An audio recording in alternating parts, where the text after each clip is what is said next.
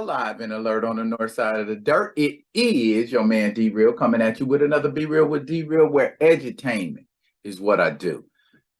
Okay. Got an interesting little article to share. Might take a little bit of time, but I think I might be able to get through it and not take up too much of your time this weekend. But before I get into this article, I need y'all to do what you always do for me. Comment, like, subscribe, and share the Be Real with D Real page so that when new material comes out, you get first crack at it. If you're digging, what a brother's shoveling. Put some dirt in my bucket. Comment, like, subscribe, and share to the page. As y'all have been doing, keep that same energy, and I will endeavor to give y'all the best I can. Let's get to it. This one comes to us courtesy of CBR. Okay. About 2 days ago. This might be trending. I don't know.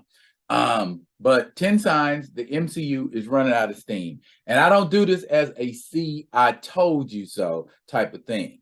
I do it to, well, you tell me if CBR is tripping or if they on to something, if this does not make sense. All right. Right here we go. The Marvel Cinematic Universe is one of the most successful franchises in the world, earning billions of dollars at the box office and worldwide recognition. However, the MCU franchise isn't what it once was, and it's no longer seeing the same hype and success it did before. Where to lie at? Number 10. The MCU is too reliant on cheap jokes. You got your man Taika Waititi to thank for that. The MCU's earliest films were superb at incorporating humor into otherwise serious, intense movies. The jokes were elegantly woven into the narratives, helping to tell the story and create funny character interactions. Sadly, the MCU soon became overly reliant on jokes. In later MCU movies, jokes frequently interrupt the flow of the story, which means projects like Love and Thunder play more like a mid-tier sitcom. Marvel keeps shoehorning in humor during inopportune scenes, lessening the stakes and emotional impact. This has become a major complaint among MCU fans, but it doesn't look like the intrusive humor is going away anytime soon. Number 9, MCU didn't do certain characters justice. That's a good character to say they didn't do justice, but I can think of 2 more that didn't get better justice done. The titular hero in a superhero film should always be interesting and fun to watch. If there's no compelling hero at the forefront of the movie, the film suffers as a result. For many fans, Captain Marvel failed to have a captivating hero. It's clear that Captain Marvel was meant to be one of the main superheroes after Avengers Endgame. However, many people, including the fans of the comic character, find Captain Marvel to be the least interesting superhero in the MCU. She wasn't given an interesting character arc, which means the MCU may be dwindling when it comes to interesting and entertaining characters. Additionally, she proves that the MCU doesn't always treat its characters well. T'Challa, anyone? Hulk, anyone? Number 8. The Netflix shows decreased in quality. Facts. The MCU Netflix shows started with the first seasons of Daredevil and Jessica Jones, which were praised for their excellent storytelling and dynamic characters. However, these series quickly lessened in quality and disappointed many fans and critics. Luke Cage and Iron Fist failed to captivate audiences on the same level Jessica Jones and Daredevil did. Many felt that Luke Cage and Iron Fist suffered from pacing issues and didn't have strong villains to help carry the series. Afterwards, Netflix MCU releases weren't as well received, with many believing they failed to live up to their potential. Number 7, the Spider-Man movies show the MCU's limitations. Oh, we clapping directly at Spider-Man. Okay. Although the MCU Spider-Man movies have seen major success, they prove that the franchise films don't feel distinct. When comparing the MCU Spidey films to Sam Raimi's trilogy and Mark Webb's Amazing Spider-Man duology, it's clear that the MCU suffers from some limitations. Whereas Sam Raimi's trilogy and the Amazing Spider-Man duology were inventive, distinctive, and showcased their respective director's style, the MCU's Spider-Man films seem constrained. The result is movies that feel interchangeable and lack individuality. This is in direct contrast to the comic books, which embrace each superhero's uniqueness with different styles, tones, and themes. Number 6. Oh boy, oh boy, oh boy. The Hulk is no longer an interesting character. The Hulk started as one of the best characters in the MCU with his sympathetic journey and compelling inner struggles. After Avengers Age of Ultron, the Hulk became more of a joke, losing a lot of the elements that had initially made him so nuanced and compelling. Films like Thor Ragnarok and Avengers Infinity War devolved Hulk's character journey, including too much humor and not focusing enough on Bruce Banner and Hulk's relationship.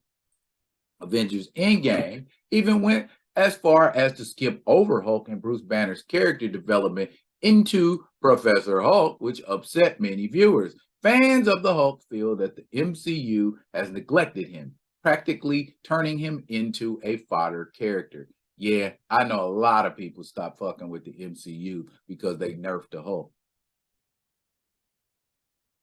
Number 5. Oh my. She-Hulk attorney at law received criticism. Duh, you think?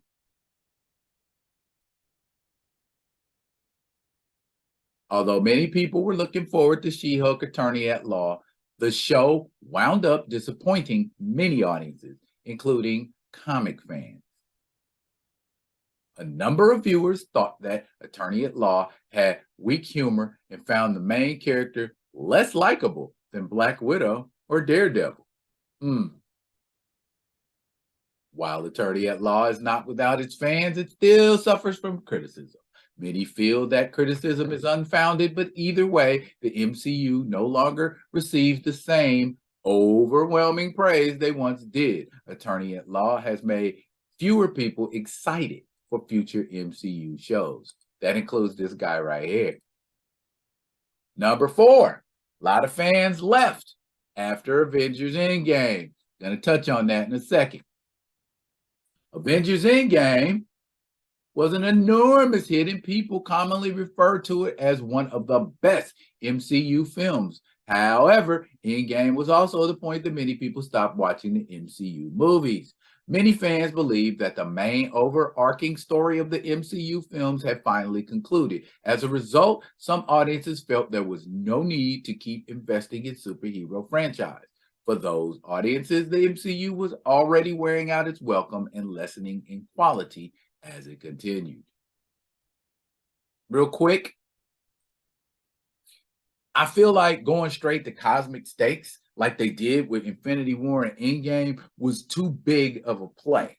And a more interesting play would have been if they had taken the Masters of Evil and created them very much in the same way that they had created the Avengers. You know, you got Captain America's story, you got Thor's story, you got Iron Man's story, you got the Hulk story, kind of, you know, and then you interwove a couple of other tertiary characters into those characters' storylines, and boom, got the Avengers. Much in the same way, Marvel could have done the same thing and created a Masters of Evil. You know, you could have had either Red Skull or Zemo star them back in World War II, because the Zemo of today does have a father who was alive during World War II, giving Captain America problems. How cool would it have been for him to live or survive into the 21st century along with Captain America, and they renew their struggle through the Masters of Evil being Zemo's representatives and the Avengers being Captain America's representatives. Even have them be defeated in one movie, a la Infinity War, and then, pull themselves together and come back for the big showdown in the next movie, a la Endgame. Then you don't have to take all 40, 50 characters or whatever and throw them in one movie to try to win. Moving on. More fans are voicing their dislike of the franchise. Damn, that's cold, family. While the MCU has garnered many fans, the franchise has also suffered many detractors. What's noticeable is that many MCU detractors are actually former MCU fans who became disillusioned with the franchise. I can find you a bunch of those people. An increasing number of MCU fans are voicing their dislike of the franchise. One drawback of releasing some of the best superhero films ever made means that other installments can't live up to the hype. Although the MCU remains popular, its popularity is gradually waning, which may be a sign of things to come. This is your chance, DC. This is your chance. Don't blow it. Number 2, the box office numbers don't motivate the MCU to make better movies. And look who they got a picture of, as if in response. The MCU suffers from stagnation. Ain't that the fucking truth? The more recent films feel incredibly formulaic and made less innovate and with less innovation, than phases 1 and 2. However, MCU flicks still do well at the box office, which doesn't motivate Marvel to make more interesting movies. Although many people complain about MCU films feeling repetitive, there's no reason to make each film distinct and creative. As long as the movies keep hitting the jackpot at the box office, Marvel and Disney will stick to their winning formula, even if it means the overall quality of the MCU hits rock bottom. I hope Kevin Feige read this article. And the number one reason why the Marvel universe the Marvel Cinematic Universe, is going to pot is MCU shows and movies take the focus off the main hero. Fans have noticed a common element in recent MCU outings. The movies and shows are pushing aside their leads to focus on side characters. This has become a major criticism of the modern MCU era, with fans worried that the franchise will throw away its popular heroes to usher in a new generation of characters. Gee, who have you heard saying that? Fans dislike how the TV shows and movies are taking attention away from leads like Hawkeye and Doctor Strange to make way for their proteges. If this trend continues, the hype for the next MCU films may go down because the audiences will no longer expect to see the heroes they had grown attached to.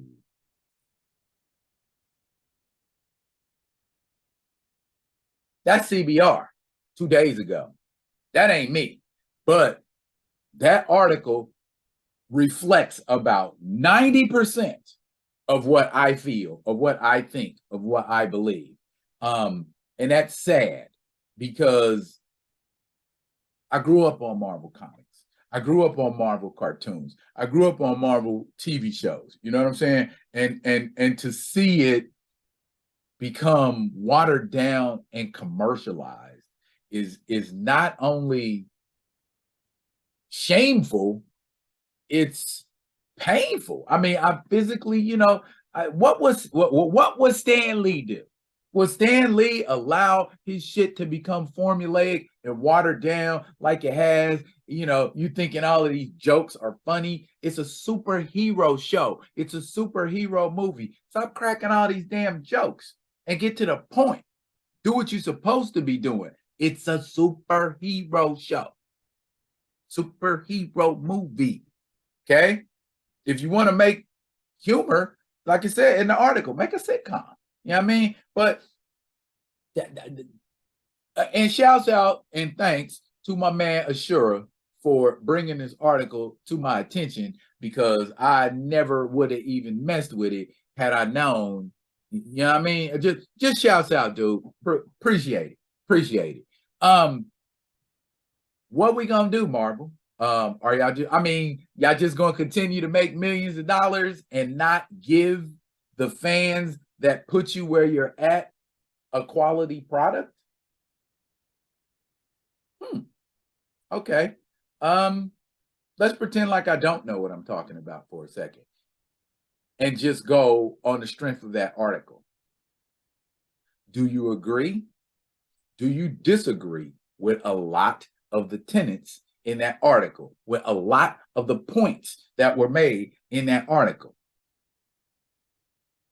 Drop it in the comments.